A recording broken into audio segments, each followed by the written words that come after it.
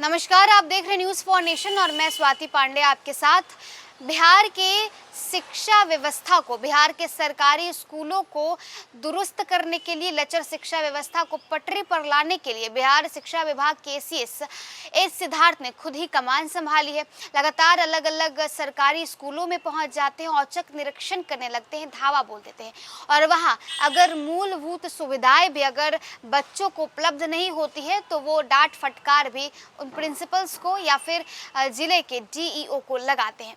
अब ऐसे में एक बार फिर से शिक्षा विभाग की तरफ से अब छात्र छात्राओं या शिक्षकों के लिए नहीं बल्कि जिला शिक्षा पदाधिकारी को निर्देशित किया गया है कि मूलभूत सुविधाएं भी अगर स्कूल में अवेलेबल नहीं है बच्चों के लिए तो क्यों नहीं है, जल्द से जल्द तमाम चीज़ें उपलब्ध करवाई जाए और अगर नहीं होती है तो उनके ऊपर कार्रवाई भी हो सकती है। बिहार के सरकारी स्कूलों की हालत देखकर शिक्षा विभाग के अपर मुख्य सचिव डॉक्टर एस सिद्धार्थ बहुत नाराज हैं। उन्होंने सभी जिला शिक्षा पदाधिकारियों यानी डीईओ को फटकार लगाते हुए स्कूलों के निरीक्षण में सुधार लाने का निर्देश दिया है। उन्होंने कहा है कि अगर सुधार नहीं हुआ तो डीईओ के खिलाफ कार्रवाई की जाएगी। सभी जिला शिक्षा पदाधिकारी को पत्र लिखकर ये हिदायत दी गई है। उन्होंने कहा है कि पिछले 3 महीनों से स्कूलों का लगातार निरीक्षण किया जा रहा है, लेकिन मीडिया में अब भी स्कूलों की खराब हालत की खबरें ही आ रही हैं।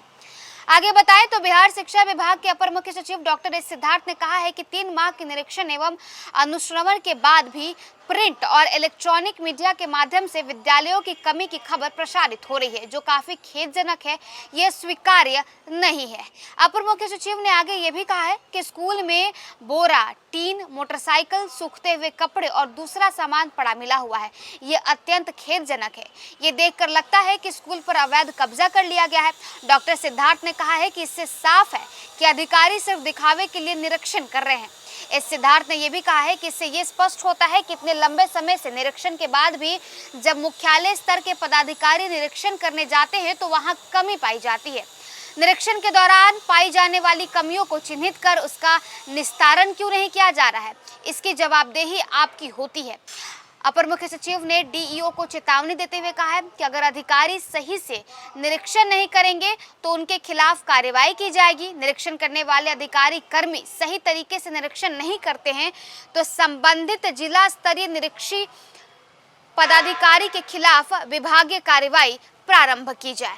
तो देखिए, अब छात्र छात्राओं और शिक्षक शिक्षिकाओं के बाद जिला शिक्षा पदाधिकारी की बारी यानी डीईओ की बारी है।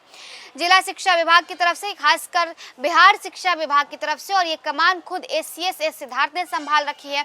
उन्होंने तमाम जिला शिक्षा पदाधिकारियों को निर्देश दिया है कि आप अगर निरीक्षण करने जाते हैं, वहां कहीं सुविधाएं नहीं रहती हैं तो उसका खात्मा भी करिए, उन असुविधाओं को ठीक करिए। अगर सुविधाएं उपलब्ध नहीं है बच्चों के लिए तो उन चीज़ों को आप दीजिए, क्योंकि लगातार मीडिया में तमाम खबरें आ रही हैं, जिस तरीके से इलेक्ट्रॉनिक मीडिया कह ले या तमाम जितने भी रिपोर्ट्स शिक्षा विभाग या बिहार के सरकारी स्कूलों की निकलकर सामने आ रही है, उसमें ऐसी तस्वीर आ रही है कि अभी भी शिक्षा व्यवस्था बिहार में बदहाल ही है।